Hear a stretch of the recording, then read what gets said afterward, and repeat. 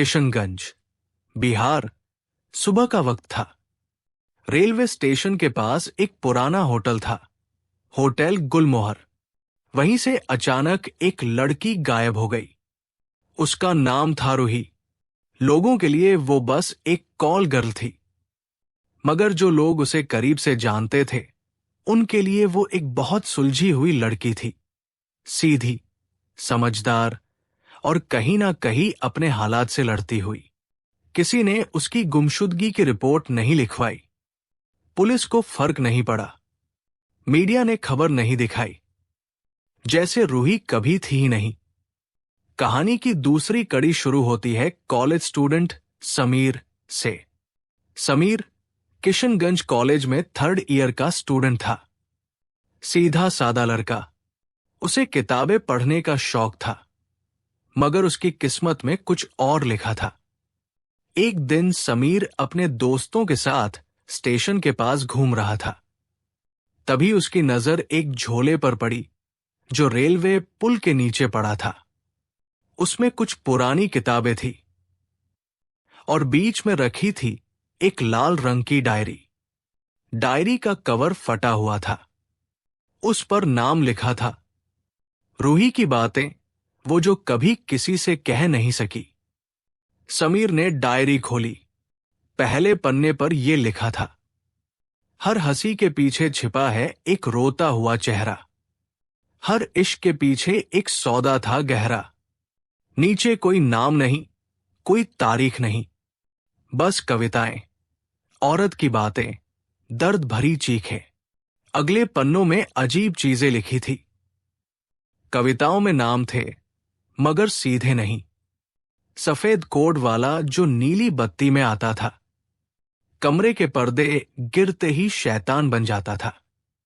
जो भाषण में धर्म की बातें करता है, वो ही सबसे पहले कपड़े उतारता है। समीर को कुछ समझ नहीं आया, मगर हर पन्ने के नीचे एक तारीख लिखी थी और एक होटल का नाम। 12 जून, होटल सैफरन, रूम नंबर 103। 27 जुलाई, होटल मेपल इन, बेसमेंट रूम। हर जगह एक लड़की के साथ दुर्घटना का जिक्र था, मगर अंदाज कविता वाला। कहानी में एंट्री होती है एक नए किरदार की, हेड कांस्टेबल शिवनाथ। शिवनाथ एक छोटा पुलिस अफसर था, मगर उसे सच ढूंढने की आदत थी। वो पिछले 2 सालों से होटल एक्सीडेंट्स की एक फाइल तैयार कर रहा था, जिसमें दर्जन भर लड़कियों की मौत दर्ज थी। सब एक्सीडेंट कहकर बंद कर दी गई थी। जब समीर डायरी लेकर गलती से थाने पहुंचा किसी और काम से, तो उसकी मुलाकात शिवनाथ से हो गई। शिवनाथ ने डायरी के पन्ने पलटे, पढ़ा और उसकी आंखें चौड़ी हो गई।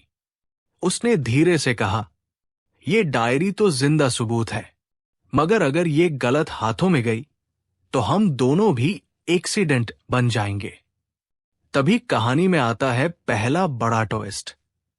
समीर अपने कमरे में लौटता है तो उसका कमरा पूरी तरह से बिखरा हुआ होता है।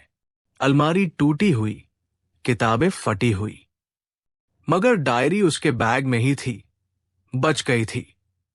उसी रात समीर के फोन पर एक अनजान नंबर से कॉल आता है, डायरी वापस कर दो वरना तुम्हारी हड्डियों से भी पहचान नहीं होगी। समीर घबरा जाता है। अब उसे समझ आता है, ये कोई मामूली डायरी नहीं है। ये ऐसे लोगों की पोल खोल सकती है जो ऊपर से इज्जतदार हैं, लेकिन असल में दरिंदे हैं। समीर पूरी रात सो नहीं पाया। उसकी आंखों में डायरी के पन्ने घूमते रहे। हर कविता, हर लाइन जैसे किसी सच्चाई की तरफ इशारा कर रही थी। और वो धमकी वाला कॉल, उसकी आवाज अब भी उसके कानों में गूंज रही थी। सुबह होते ही वो सीधे शिवनाथ से मिलने पहुंचा। शिवनाथ थाने में अकेला बैठा था और जैसे ही समीर अंदर आया, उसने इशारा किया, कुछ मत बोलो, बस आकर बैठ जाओ।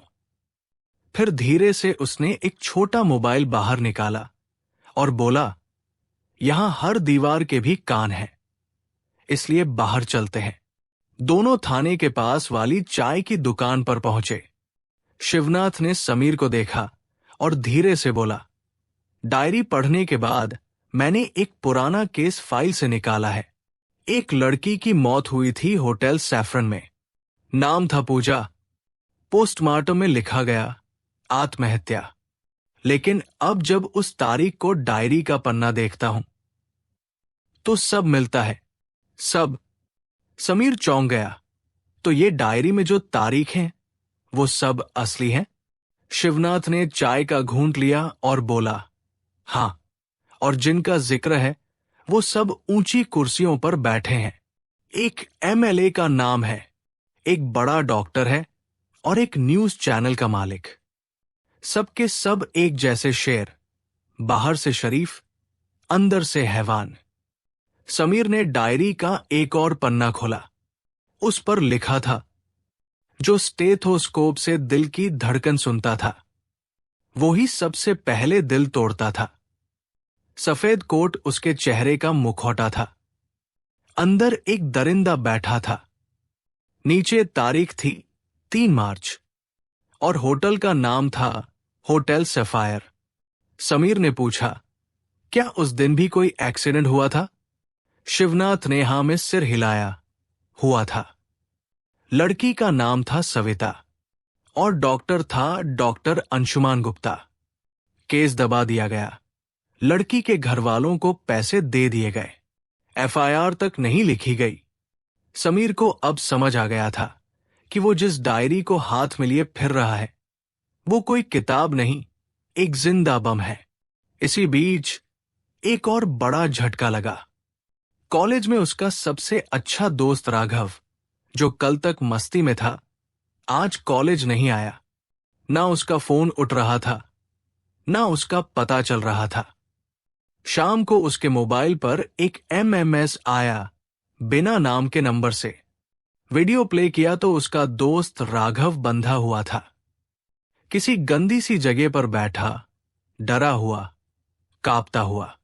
फिर एक आवाज आई, बहुत हो गया खेल, डायरी दे दो, वरना अगली वीडियो में ये लड़का सांस नहीं ले रहा होगा। समीर की सांसें रुक गई। क्या करे? शिवनाथ को दिखाएं या डायरी वापस कर दे? वो डायरी खोलता है और एक नया पन्ना पढ़ता है। उस पन्ने पर लिखा था, जिस रात मैं गायब हुई उस रात भी एक कविता लिखी थी, मगर उसके बाद कलम ही छिन गई थी। अगर ये डायरी तुम्हारे हाथ लगे तो समझो मेरा कातिल तुम्हारे आसपास है। समीर की आंखें फटी की फटी रह गई। रात को जब वो घर पहुंचा तो एक चिट्ठी उसके दरवाजे पर चिपकी मिली। उस पर सिर्फ ये लिखा था, तू अगला है। अब डर सिर्फ डायरी का नहीं था, अब डर मौत का था। शिवनाथ को जैसे ही ये सब बताया, वो बोला, अब तू अकेला नहीं है, अब हम दोनों साथ हैं। लेकिन अब एक गलती भी की तो अगली खबर में तेरा नाम होगा। युवक की संदिग्ध मौत। अगली सुबह दोनों ने एक प्लान बनाया। उन्होंने सोचा, डायरी में सबसे पहले जिस होटल का नाम था होटल सैफरन, वहीं से शुरुआत करेंगे। समीर और शिवनाथ होटल पहुंचे। रिसेप्शन पर पूछा, 1 साल पहले 12 जून को जो एक्सीडेंट हुआ था उस रूम का रिकॉर्ड चाहिए। मैनेजर ने घूर कर देखा और कहा, पुराना रिकॉर्ड नहीं रखते, जाओ पुलिस से पूछो। तभी शिवनाथ ने अपना बैज निकाला और कड़क आवाज में कहा, हम ही पुलिस है, रिकॉर्ड चाहिए अभी। मैनेजर कांप गया। उसने कंप्यूटर खोला, कुछ फाइलें खोली और फिर एक दस्तावेज निकाला। फाइल में साफ साफ लिखा था, room number 103, death due to accidental fall, guest name miss Pooja S. नीचे साइन था, approved by chief inspector RP Mishra. Shivnath के माथे पर बल पड़ गए। वो बुदबुदाया, आरपी मिश्रा तो मेरा ही सीनियर है, इसका नाम यहां क्यों है? अब खेल गहरा हो चुका था। जो केस वो खोल रहे थे उसमें शामिल लोग अब सिर्फ बाहर वाले नहीं, खुद पुलिस के अंदर भी थे। समीर ने पूछा, अब क्या करेंगे? शिवनाथ ने धीमे से कहा, अब सबूत जुटाने होंगे और शायद कोई रिकॉर्ड नहीं बचेगा, मगर डायरी में एक नाम ऐसा है जो सबका मालिक है, उस तक पहुंचना है। लेकिन उससे पहले हमें रूही का सच जानना होगा। और इसी के साथ एक अजीब चीज हुई। डायरी के बीच में एक पन्ना पहले दिखा नहीं था, जैसे किसी ने अभी रखा हो। उस पर लिखा था, जिसे तुम ढूंढ रहे हो वो मरी नहीं है। समीर और शिवनाथ ने एक दूसरे को देखा। क्या रूही जिंदा है? कहानी अब पलटने लगी थी। समीर और शिवनाथ उस पन्ने को बार बार पढ़ते रहे। जिसे तुम ढूंढ रहे हो वो मरी नहीं है। ये एक लाइन जैसे उनकी सारी सोच को उलट पुलट कर गई थी। रूही मरी नहीं है, फिर वो कहाँ है? और ये पन्ना डायरी में अब कैसे आया? क्या किसी ने चुपचाप आकर ये पन्ना रखा? समीर की आंखों में डर और सवाल दोनों थे। अगर वो जिंदा है तो उसने अब तक संपर्क क्यों नहीं किया? क्या वो भाग गई है या फिर कहीं कैद है? शिवनाथ ने गहरी सांस ली और बोला, अब ये साफ है कि हमें जो दिखाया गया वो पूरी तस्वीर नहीं है। अब हमें उसी लाइन पर चलना होगा जो डायरी हमें दिखा रही है। उन्होंने डायरी को दोबारा पूरा पढ़ा। हर पन्ना, हर कविता अब अलग नजर आ रही थी। एक पन्ने पर लिखा था, हर फूल की खुशबू नहीं, कभी कभी कांटों में भी दर्द की दास्तां छुपी होती है। मैं वहां थी जहां अंधेरा था, पर कोई एक रोशनी दूर से मुझे देख रही थी। समीर ने पूछा, ये रोशनी कौन थी? कोई मदद करने वाला? शिवनाथ ने कहा, शायद कोई जो अंदर का आदमी था, लेकिन उसका दिल साफ था। उसी वक्त समीर को एक अनजान नंबर से कॉल आया। उसने डरते हुए कॉल उठाया। उधर से सिर्फ एक धीमी आवाज आई, होटल की छत पर जाओ, आधी रात को, अकेले मत आना, कैमरा लाना। कॉल कट गया। समीर और शिवनाथ दोनों समझ गए, अब ये कोई गेम नहीं है, ये असली जंग है। रात 12 बजे दोनों होटल सैफ्रॉन की छत पर पहुंचे। अंधेरा था, ठंडी हवा चल रही थी और माहौल बिल्कुल फिल्म जैसा सन्नाटा लिए हुए था। छत पर सिर्फ एक पुराना कुर्सी रखा था। उसके नीचे एक लिफाफा दबा था। शिवनाथ ने लिफाफा उठाया। उसके अंदर एक पेन ड्राइव थी और एक छोटा सा नोट। ये सिर्फ शुरुआत है। हर वो आवाज जो दबा दी गई अब बोलेगी। पर वक्त कम है। दोनों तुरंत होटल से बाहर निकले और अपने भरोसेमंद लैपटॉप पर पेन ड्राइव चलाई। पेन ड्राइव में एक वीडियो फाइल थी। वीडियो खुला तो एक कमरा दिखा जिसमें एक लड़की बैठी थी। आंखों पर पट्टी, हाथ बंधे, चेहरा अधूरा दिखा पर आवाज साफ थी। मेरा नाम रूही है। अगर ये वीडियो किसी के हाथ लगे तो समझिए मैं अब शायद जिंदा न हूं, पर जो कर रही हूं वो जरूरी है। मेरे पास एक फाइल है जिसमें उन सबके नाम हैं जो लड़कियों को फंसाते हैं, बेचते हैं और फिर मारकर हादसे का नाम दे देते हैं। समीर और शिवनाथ एक दूसरे को देख रहे थे, जैसे यकीन नहीं हो रहा। रूही जिंदा थी और उसने सब कुछ रिकॉर्ड किया था। वीडियो में रूही ने आगे बताया, मैं डॉक्टर अंशुमान के साथ जबरदस्ती होटल आई गई थी। फिर वहां एक महिला थी, नाम था मिस अनीता, जो खुद लड़कियों को फंसाकर इन लोगों तक पहुंचाती थी। मुझे शक हो गया था। मैं भागने की कोशिश कर रही थी, तभी मुझे कैद कर लिया गया। वीडियो यही खत्म हो गया। शिवनाथ ने कहा, मतलब सिर्फ मर्द नहीं, औरतें भी इसमें शामिल हैं। ये नेटवर्क बहुत बड़ा है। अगली सुबह दोनों ने अस्पताल की वेबसाइट खोली जहां डॉक्टर अंशुमान काम करता था। वहां स्टाफ लिस्ट में एक नाम था, अनीता शर्मा, महिला हेल्थ कोऑर्डिनेटर। उसी का जिक्र रूही ने किया था। समीर बोला, तो हमें अनीता तक पहुंचना होगा। शिवनाथ ने प्लान बनाया। हम किसी लड़की को फर्जी मरीज बनाकर भेजेंगे और देखेंगे अनीता उसे कैसे ट्रीट करती है। अगर वो हमारी जाल में फंसी तो हमें उसके मोबाइल, रिकॉर्ड्स और बाकी सब कुछ मिल सकता है। 2 दिन बाद शिवनाथ की एक महिला कांस्टेबल को मरीज बनाकर भेजा गया। उसका नाम फर्जी रखा गया, नंदिनी। अनीता मुस्कुराकर मिली, लेकिन उसकी नजरें बहुत तेज थी, जैसे वो हर बात समझ रही हो। आप क्या काम करती है? उसने पूछा। मैं जॉब ढूंढ रही हूं, महिला कांस्टेबल बोली। ओह, तो खाली है। हमारे पास एक सोशल वर्क का प्रोजेक्ट है जहां लड़कियों को काउंसलिंग करना होता है, चाहे तो जुड़ सकती है, अनीता ने मुस्कुराते हुए कहा। शिवनाथ और समीर दूर बैठकर सब सुन रहे थे और समझ गए, अनीता ही वो लिंक है जो लड़कियों को इस गैंग तक पहुंचाती है। लेकिन तभी एक और बड़ा झटका लगा। शिवनाथ के फोन पर एक और वीडियो आया। इस बार वीडियो में वही अनीता थी और उसके सामने जमीन पर पड़ी थी महिला कांस्टेबल, घायल और बेहोश। वीडियो में एक आदमी की आवाज थी, हम सब देख रहे हैं, हम सब जानते हैं, अगली बार ये सिर्फ बेहोश नहीं होगी। समीर के हाथ कांपने लगे। शिवनाथ की आंखों में आग थी। अब ये निजी लड़ाई बन चुकी है। अंत में डायरी का एक और पन्ना मिला।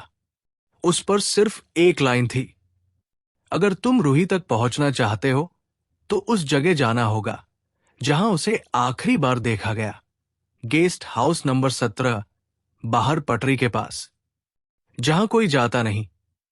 कहानी अब उस मोड़ पर आ चुकी थी जहां हर कदम मौत के पास ले जा सकता था, पर वापस लौटने का कोई रास्ता नहीं बचा था। ठंडी हवा चल रही थी, रात का अंधेरा गहराता जा रहा था और समीर की आंखों में नींद नहीं, बल्कि बेचैनी थी। डायरी का अगला सुराग उन्हें एक सुनसान जगह की ओर खींच रहा था, गेस्ट हाउस नंबर 17, जो रेलवे लाइन के बाहर पुराने शहर के किनारे पर था। सुबह होते ही समीर और शिवनाथ ने बिना किसी को बताए वहां जाने का फैसला किया। वो दोनों एक पुरानी गाड़ी में निकले ताकि किसी को शक ना हो। रास्ता सुनसान और टूटा फूटा था। चारों ओर झाड़ियां, कचरे के ढेर और सन्नाटा था। गेस्ट हाउस आखिरकार सामने आया। लोहे का जंग लगा गेट, टूटी हुई खिड़कियां और दीवारों पर पुराने पोस्टरों की परतें। एक बोर्ड पर मिटा हुआ नाम अभी भी दिखाई दे रहा था, होटल पुष्पा। शिवनाथ ने धीरे से गेट खोला। जमीन पर धूल की मोटी परत थी और दीवारों पर गंदगी और खून जैसे निशान। उन्होंने रूम नंबर 3 की तरफ बढ़ना शुरू किया, क्योंकि उसी कमरे में रूही को आखिरी बार देखा गया था। कमरे का दरवाजा खुला हुआ था। अंदर एक पुराना पलंग था, जिस पर गद्दा नहीं, बस एक चादर थी। दीवार पर कुछ लिखा था, काले मार्कर से, हर रात यहां कोई चीखता है पर कोई सुनता नहीं। समीर ने टॉर्च जलाई और पलंग के नीचे देखा। एक पुरानी डायरी का टुकड़ा और एक मोबाइल पड़ा था, जिसकी स्क्रीन टूटी हुई थी, लेकिन अंदर एक वीडियो था। वीडियो चलाया। एक आदमी कमरे में रूही से चिल्ला रहा था, तेरे जैसे कई आई है, एक गई, दूसरी आई। रूही रो रही थी, पर उसकी आंखों में डर से ज्यादा नफरत थी। वीडियो के आखिर में वही आदमी बोला, तू यहां से भाग भी गई तो कौन मानेगा तेरी बात? सब बड़े लोग हैं, पुलिस, डॉक्टर, नेता, सब हमारे साथ है। समीर का दिल धड़क उठा। अब वो नाम जानना जरूरी था। कौन था यह आदमी? इसी बीच शिवनाथ को एक छोटा लकड़ी का बॉक्स मिला, जो अलमारी के पीछे छुपा हुआ था। उसने जब खोला तो अंदर एक और पेन ड्राइव, कुछ पुराने होटल बिल और एक फोटो मिली। फोटो में रूही थी और उसके साथ वही महिला अनीता और एक आदमी जो डॉक्टर अंशुमान नहीं था। ये कोई और था। चेहरा जाना पहचाना लग रहा था। समीर ने गौर से देखा। ये तो एमएलए नरेश सिंह का बेटा है, जतिन। शिवनाथ चौंक गया। मतलब ये मामला सिर्फ दलाली का नहीं है, ये तो सीधे राजनीति से जुड़ गया है। तभी गेस्ट हाउस की सीढ़ियों से किसी के कदमों की आवाज आई। कोई ऊपर आ रहा था। समीर ने टॉर्च बंद की। दोनों ने जल्दी से खुद को पर्दे के पीछे छिपाया। कमरे में 3 लोग घुसे। अनीता, वही जतिन और एक नया चेहरा, लंबा पतला आदमी जिसकी आंखें लाल थी और चाल में नशा झलक रहा था। तुम्हें यकीन है कि इस बार सब साफ हुआ है? जतिन बोला। अनीता बोली, हां, लेकिन वो डायरी अभी भी नहीं मिली। शायद किसी के पास है या फिर रूही ने ही छुपा दी थी। तीसरा आदमी बोला, अगर वो लड़की जिंदा है तो हम सब खत्म हैं। तुम्हें समझ नहीं आता? अनीता चुप हो गई। जतिन ने गुस्से में बोतल फेंकी जो जमीन पर फूट गई। शिवनाथ ने धीरे से फोन निकालकर रिकॉर्डिंग चालू कर दी। तीनों लोग अब जाने लगे। जैसे ही उनके कदम कमरे से बाहर हुए, शिवनाथ और समीर जल्दी से बाहर निकले और गाड़ी में बैठकर वहां से निकल गए। रास्ते में शिवनाथ ने कहा, अब हमारे पास सबूत है, लेकिन सीधे हमला करना खतरनाक होगा।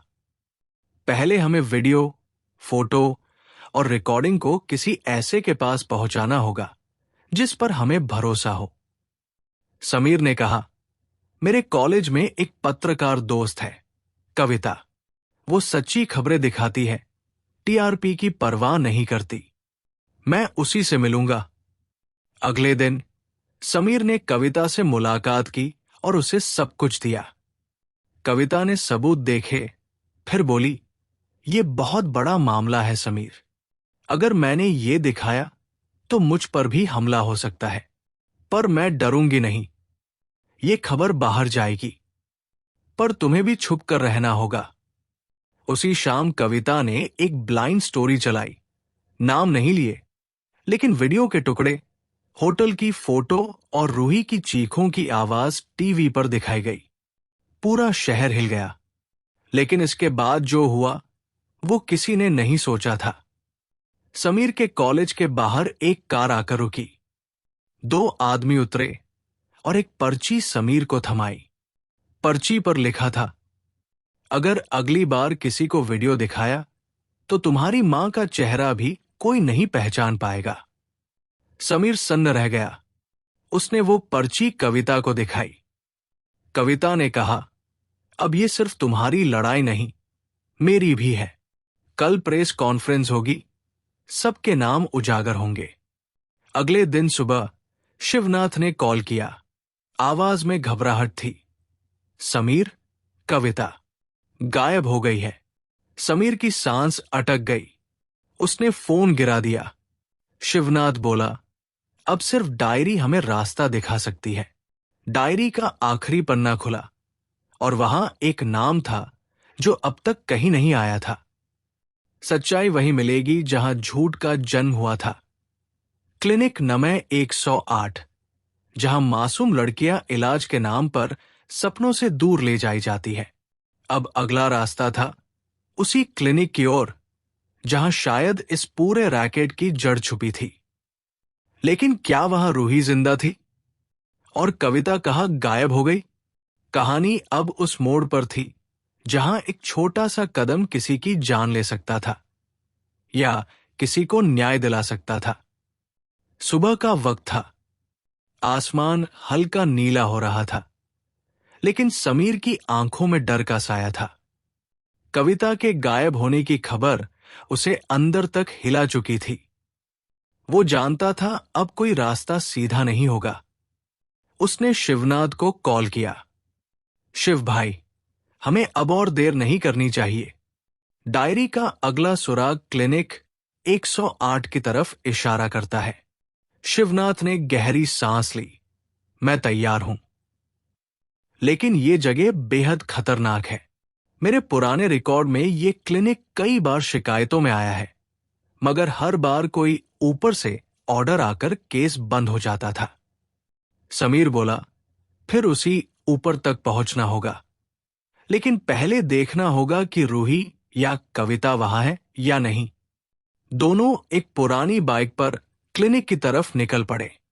जगह थी सिटी के एकदम किनारे, पुराने गोदामों के बीच में, बिल्कुल सुनसान। बाहर से देखने पर यह कोई आम क्लिनिक लगता था।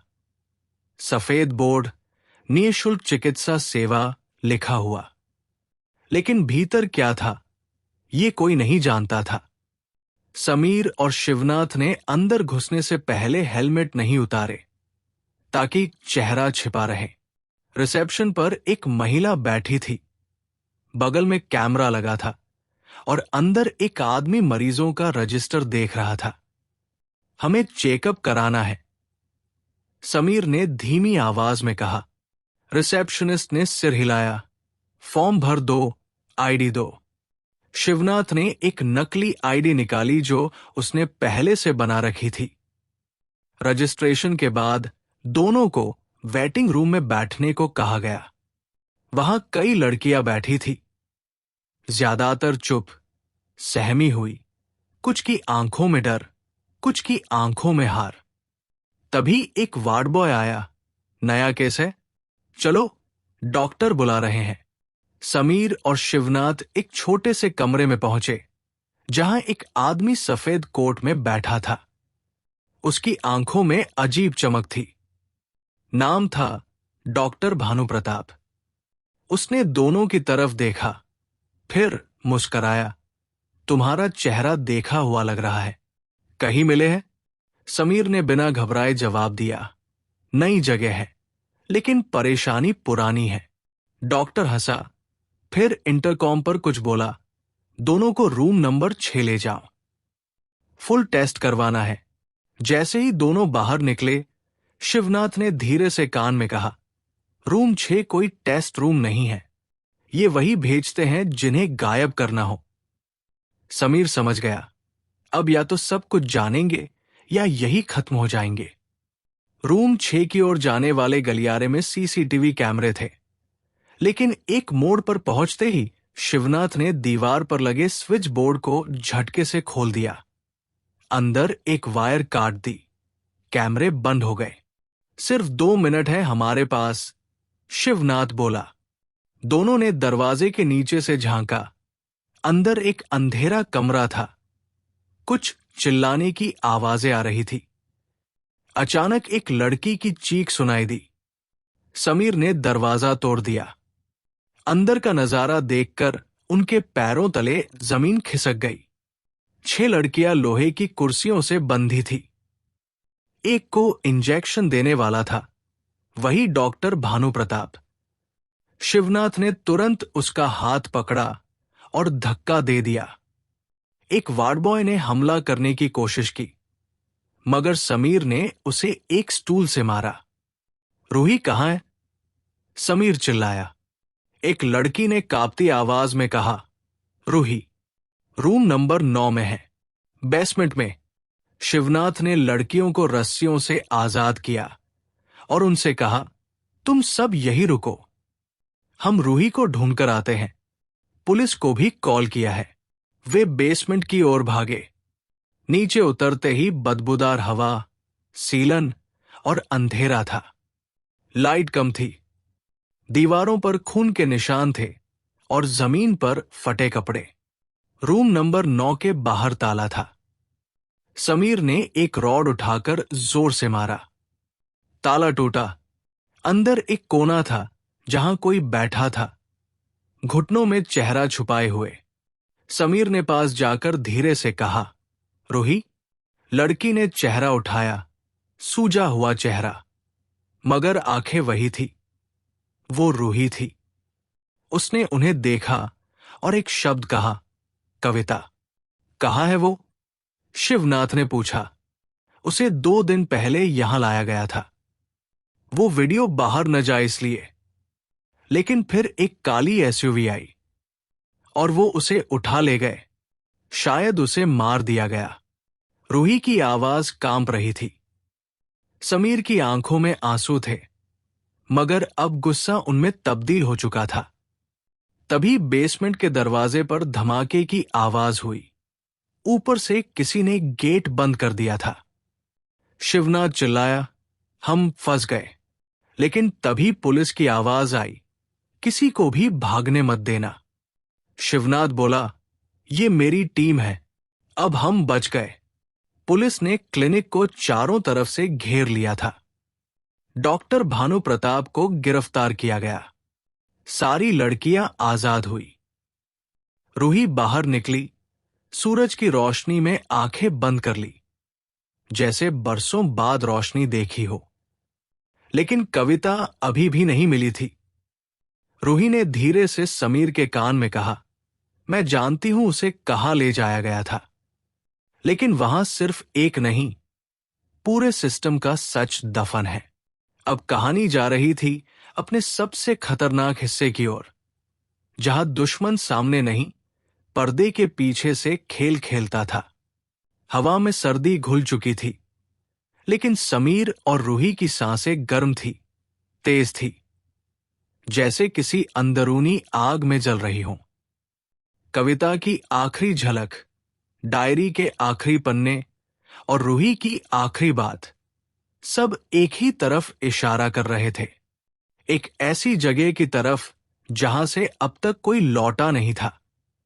उस जगह का नाम कोई नहीं लेता था, मगर रूही ने धीरे से बोला, ब्लैक होटल। शहर से दूर पुराने हाईवे पर एक टूटा फूटा रास्ता जाता था। वही रास्ता जहां बोर्ड भी नहीं थे, लाइट भी नहीं थी, और अगर कोई गाड़ी गलती से उधर चली भी जाए तो जीपीएस भी काम करना बंद कर देता था। समीर ने कार रोकी। हम वापस जा सकते हैं, उसने रूही से कहा। यह रास्ता मौत का है। रूही ने उसकी आंखों में देखा। मैं कई बार मरी हूं समीर, अब डर नहीं लगता। मैं कविता को वही छोड़कर नहीं आ सकती। दोनों ने गाड़ी से नीचे उतरकर आगे पैदल चलना शुरू किया। जंगल सा रास्ता था, पेड़ों की टहनियां उनके चेहरों को खरोंच रही थी। कुछ दूरी पर एक धुंधली सी रोशनी दिखी, एक पुरानी बिल्डिंग जिसके चारों तरफ ऊंची दीवारें थी। वहां कोई बोर्ड नहीं था, कोई दरवाजा नहीं, सिर्फ एक लोहे की जाली जो धीरे से हिल रही थी। रूही ने कहा, यही है, अंदर कैमरे हैं, सेंसर है, एक बार अंदर गए तो निकलना मुश्किल है। समीर ने बैग से एक छोटा डिवाइस निकाला, मैंने पुलिस से लिया था। Signal blocker. अंदर के कैमरे कुछ देर तक बंद रहेंगे, हमें तेजी से काम करना होगा। जैसे ही वे अंदर घुसे, सन्नाटा था, मगर वो डरावना नहीं, खामोश करने वाला सन्नाटा, जैसे हर दीवार किसी की चीखें सोख चुकी हो। अंदर की गलियां भूल भुलैया जैसी थी। हर कमरे में एक ही जैसी आवाजें, करहाने की, चिल्लाने की, और कभी कभी हंसी की। वो हंसी एक आदमी की थी, एकदम गहरी, जंग लगी। रूही रुक गई। ये वही है, इस सिस्टम का असली मालिक। नाम कोई नहीं जानता, बस लोग उसे मुखिया कहते हैं। तभी एक दरवाजा खुला और दो लोग बाहर आए। दोनों ने काले कपड़े पहने थे, चेहरे पर मास्क। उन्होंने रूही को देख लिया। वो लड़की भागी हुई है। उनमें से एक चिल्लाया। समीर ने तुरंत फर्श से एक लोहे की रॉड उठाकर सामने वाले के पेट में दे मारी। दूसरे ने उस पर गोली चलाई, लेकिन गोली बगल से निकल गई। दोनों भागे। आगे एक सीढ़ी दिखी जो नीचे तहखाने में जाती थी। नीचे उतरते ही 4 कमरे थे, सब में मोटे ताले, और एक कमरा था जिसमें हल्की सी रोशनी आ रही थी। रूही ने दरवाजे से झांका। अंदर कविता थी, बहुत कमजोर, बहुत थकी, लेकिन जिंदा। उसकी आंखें बंद थी, हाथ रस्सी से बंधे थे। उसके पास एक आदमी बैठा था, सिर पर टोपी, आंखें लाल, मुस्कराता हुआ। मैंने कहा था, डायरी वापस दे दो, पर तुम लड़कियां बहादुरी दिखाने चली थी। अब देखो कैसे खत्म होती है ये बहादुरी। समीर ने गुस्से से दरवाजा तोड़ा और चिल्लाया, कविता को छोड़ दो। वो आदमी हंसा, अब तुम भी आ गए? डायरी तुमने पुलिस को दी थी? बेवकूफ लड़के। उसने पिस्टल निकाली, लेकिन उससे पहले ही रूही ने पीछे से उसकी टांग पर हमला कर दिया। वो गिरा। समीर ने उसकी बंदूक दूर फेंक दी और उसे बेहोश कर दिया। कविता को रस्सियों से आजाद किया गया। वो धीरे से उठी, समीर की तरफ देखा और कहा, तुम सच में आ गए? समीर ने उसका हाथ थामा। चलो अब यहां से निकलते हैं। जैसे ही वो तीनों बाहर निकलने लगे, अलार्म बज गया। चारों तरफ गार्ड्स आ गए, लेकिन तभी पुलिस की गाड़ियां भी आ पहुंची। शिवनाथ के साथ पूरी टीम आई थी। मुखिया को गिरफ्तार किया गया। उस बिल्डिंग के अंदर से कई लड़कियां बचाई गई। कुछ तो कई सालों से लापता थी। अगले दिन अखबार की हेडलाइन थी, ब्लैक होटल में बचाई गई 27 लड़कियां। सिस्टम के सबसे बड़े काले सच का पर्दाफाश। समीर, कविता और रूही को सम्मानित किया गया, लेकिन वो मुस्कराए नहीं। कविता ने एक दिन कहा, मैं ये शहर छोड़ना चाहती हूं। जो देखा वो हर रात आंखों में आता है। रूही बोली, और मैं यही रहूंगी। लड़कियों के लिए एक एनजीओ खोलना चाहती हूं, ताकि जो मैं सह चुकी कोई और न सहे। समीर ने कहा, मैं हमेशा तुम्हारे साथ हूं। रूही। कविता ने डायरी की आखिरी लाइन को फिर से पढ़ा, जिसने देखा दर्द वही समझेगा उसका वजन। बाकी सब सिर्फ तमाशा देखेंगे। और उस दिन के बाद दर्द भरी डायरी सिर्फ एक किताब नहीं रही, वो बन गई एक जंग का हथियार। इस वीडियो को लाइक करें, नीचे कमेंट करके बताएं कि आपको कहानी कैसा लगा। और हां, चैनल को सब्सक्राइब करना बिल्कुल न भूलें, ताकि अगली कहानी आपसे छूट न जाए। इस कहानी को लिखा था अमजद ने। और अगर आपको उनकी और कहानियां सुननी हैं, तो चैनल पर जाएं। वहां और भी डर और सस्पेंस से भरपूर कहानियां हैं। यकीन मानिए, आपको वो भी उतनी ही पसंद आएंगी।